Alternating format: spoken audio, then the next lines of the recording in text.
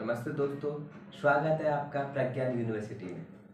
तो आज हमारा अंतर्राष्ट्रीय राजनीति इंटरनेशनल रिलेशन प्रारंभ कर रहे हैं। तो उसका हम पहला टॉपिक पढ़ेंगे कुछ उपागम के बारे में। तो आज का हमारा उपागम है आदर्शवादी उपागम या आदर्शवादी सिद्धांत। तो आदर्शवादी सिद्धांत क्या होता है, इसके प्रणेता कौन है, इसके समर्थक विचारक कौन कौन है, इसकी क्या विशेषताएं होती हैं, इसकी क्यों आलोचना की जाती है, आज हम इन सभी विषयों के बारे में पढ़ेंगे। तो आज का हमारा टॉपिक है आदर्शवादी सिद्धांत या आदर्शवादी उपागम। तो इसके बारे में हमें देखना है।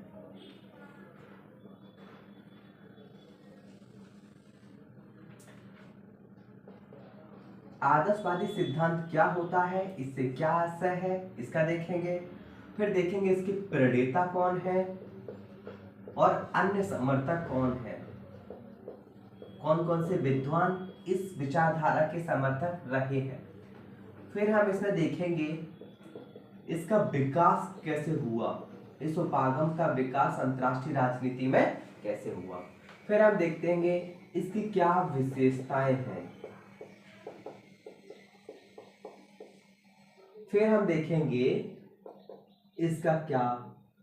इसके जो अंतर्राष्ट्रीय राजनीति में आदर्श सिद्धांत उपागम स्थापित करने के क्या क्या इसके उपाय हैं, कैसे स्थापित होगा।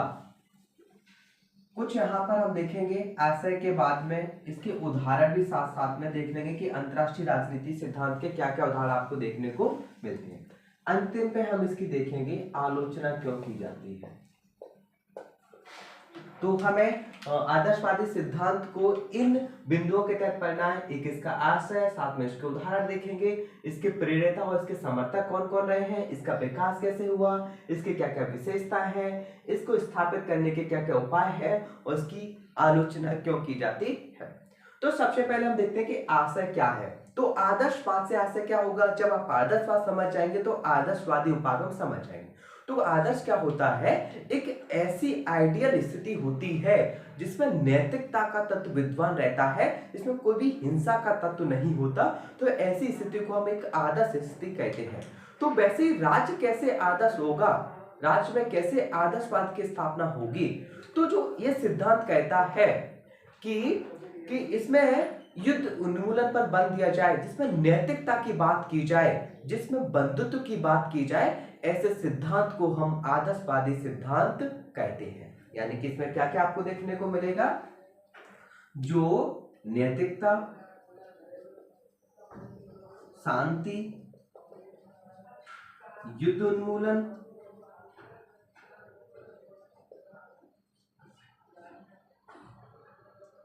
नैतिकता हो गया, बंधुत्व आदि, इन सब की बात की जाती है। तो उस सिद्धांत को हम कहते हैं आदर्शवादी सिद्धांत। यानी कि इसमें नैतिकता, शांति, युद्ध उन्मूलन, बंधुत्व आदि की बात की जाती है, उस सिद्धांत को हम आदर्शवादी सिद्धांत कहते हैं। क्यों, अब इसको हम देखते हैं कि इसका रीजन क्या है। इस सिद्धांत के जो समर्थक विद्वान रहे हैं, उनका मानना है कि व्यक्ति जो होता है शांति प्रिय होता है। कोई भी व्यक्ति नहीं चाहता है कि युद्ध करे। तो व्यक्ति का जब स्वभाव अच्छा होता है, शांति प्रिय होता है, तो वैसे ही व्यक्तियों से मिलकर राज्य बनता है। तो राज्य का स्वभाव क्या होगा, शांति प्रिय होगा। यानी कि राज्य ऐसा राज्य होगा जो शांति प्रिय होगा, नैतिक पूर्ण होगा, जो युद्ध उन्मूलन पर बल देगा, जिसमें बंधुत्व की भावना होगी। तो ऐसे राज्य को हम आदर्शवादी राज्य कहेंगे और इस उपागम को आदर्शवादी उपागम के नाम से जानते हैं। यानी कि इसमें आपको विशेष बात आपको याद रखना है कि ये मानव के स्वभाव को कैसा मानते हैं, शांति प्रिय मानते हैं। इसलिए बोलते हैं कि ये युद्ध पर बल नहीं देते, बल्कि युद्ध क्या संक्रमणकालीन चीज है, कभी कभार हो जाता है युद्ध, ऐसे रेगुलर वाली चीज नहीं है कि ना तो व्यक्ति हिंसक है तो राज्य भी हिंसक नहीं है, तो युद्ध इसमें नहीं होंगे। तो इसका मतलब पूरा ये है, ठीक है। तो अब इसके कुछ उदाहरण देख लेते हैं कि आपको क्या उदाहरण देखने को मिलते हैं आदर्शवादी उपागम के तहत। तो आपको देखने को मिलता है इसके कुछ उदाहरण, जैसे कि आप देखेंगे एक उदाहरण आपको देखने को मिलता है वुड्रो विल्सन के 14 सूत्र।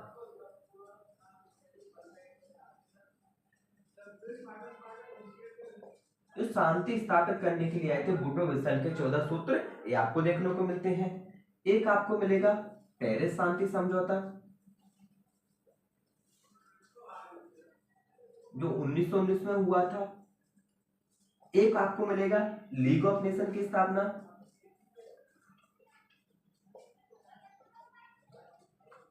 एक आपको दिखाई देगा नेहरू का पंसिल समझौता,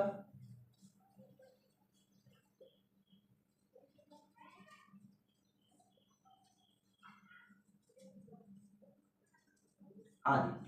तो ये आपको दिखाई देते हैं कुछ इसके उदाहरण, जैसे कि आपको वुडरो विल्सन के 14 सूत्र, पेरिस का शांति समझौता, लीग ऑफ नेशन की स्थापना 1920 में, फिर नेहरू का पंसिल समझौता, इसमें आपको केलान-ब्रिया पैक्ट भी है 1929 में आया था।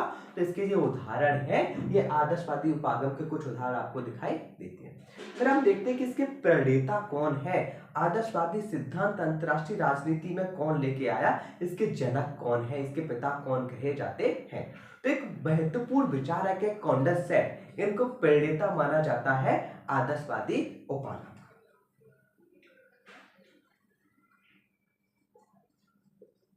प्रणेता है कॉन्डरसेट, इनको इसका प्रणेता माना जाता है, यानी कि इसका जनक या पिता माना जाता है। अन्य समर्थकों में हम देख लेते हैं समर्थक विद्वान कौन है। तो पहले हम भारतीयों की चर्चा करते हैं। इसमें आपको देखोगे तो गांधी जी दिखाई देते हैं, नेहरू जी दिखाई देते हैं, और आपको रविन्द्रनाथ टैगोर दिखाई देते हैं।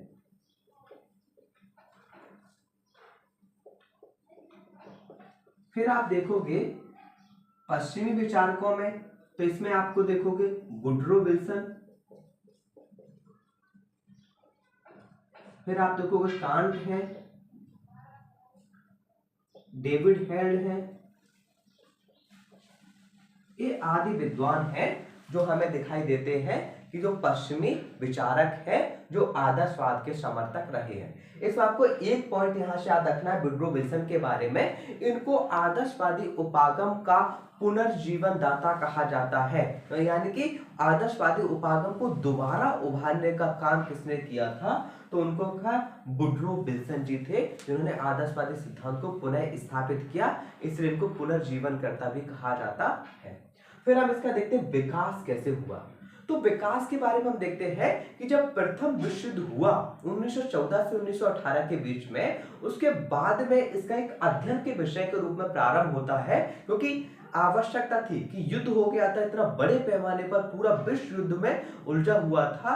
उसके बाद में पूरी भीषण विभीषिका को झेलने के बाद ये समझ में आया कि शांति स्थापित करना अति आवश्यक है, तभी हम क्या करते हैं एक शांतिपूर्ण एक विश्व की स्थापना कर पाएंगे ताकि हम शांति से रह सकें। तो इसकी आवश्यकता थी कि कैसे शांति स्थापित की जाए, तो उसके लिए एक अध्ययन की शुरुआत होती है। तो इसी के तहत आप देखोगे प्रथम विश्व युद्ध के बाद में इसका एक अध्ययन के विषय के रूप में प्रारंभ आपको दिखाई देता है। ठीक है, इसका जो विकास होता है यूएसए में बेल्स विश्वविद्यालय से प्रारंभ होता है। फिर हम देखते हैं इसकी विशेषताएं क्या है। विशेषताएं क्या है, एक विशेषता ये देखते हैं कि मानव स्वभाव को शांति प्रिय मानते हैं। ठीक है, मानव स्वभाव शांति प्रिय,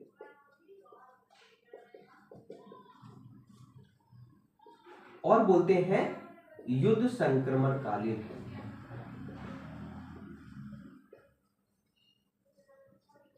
ठीक है, तो ये आपको विशेष बातें याद रखनी है कि मानव के स्वभाव को शांति प्रिय मानते हैं और युद्ध को संक्रमणकालीन मानते हैं।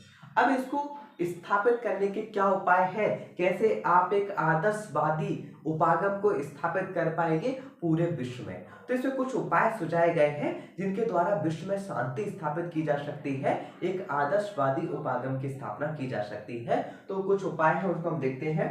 पहला इसमें उपाय है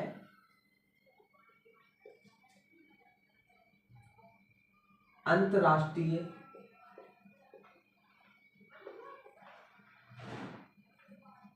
संस्थाएं, यानी कि एक विश्व सरकार जैसी स्थापना की जाए।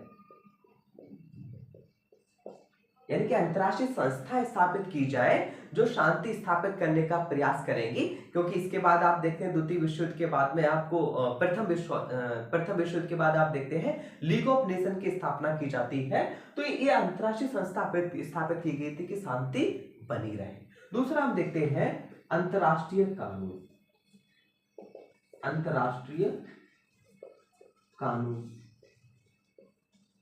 बहुत सारे अंतर्राष्ट्रीय कानूनों का निर्माण हुआ कि जिसके द्वारा सभी राष्ट्रों को यह बोला गया कि इसका आप पालन करेंगे, अगर आप पालन करते हैं तो फिर क्या होगा, एक शांति स्थापित की जा सकेगी। तीसरा आप देखते हैं अंतर्राष्ट्रीय नैतिकता।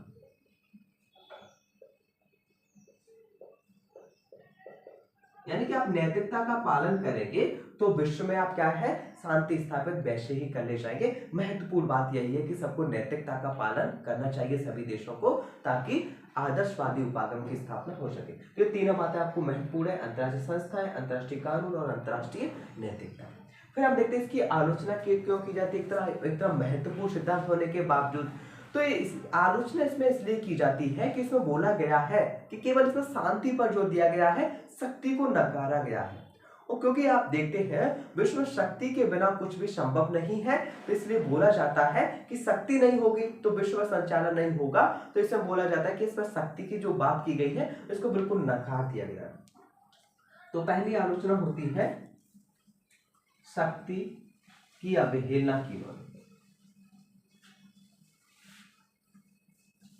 दूसरी बात आती है इसमें जो विश्व सरकार की स्थापना का जो प्रयास किया गया था, यानी कि एक सपना देखा गया था कि विश्व सरकार की स्थापना करेंगे, लेकिन ऐसा मुश्किल है और अभी तक नहीं हो पाया है, तो इसलिए इसकी आलोचना की जाती है। विश्व सरकार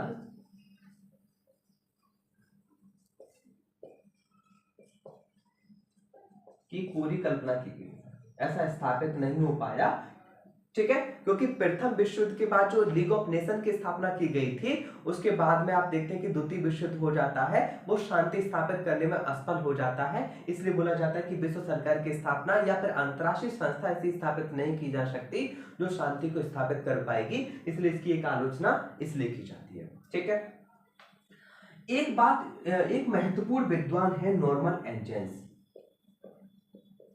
नॉर्मन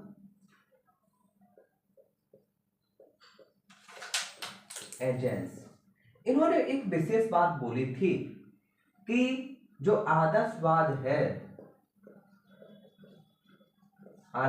है वो एक क्या है, महान भ्रम है।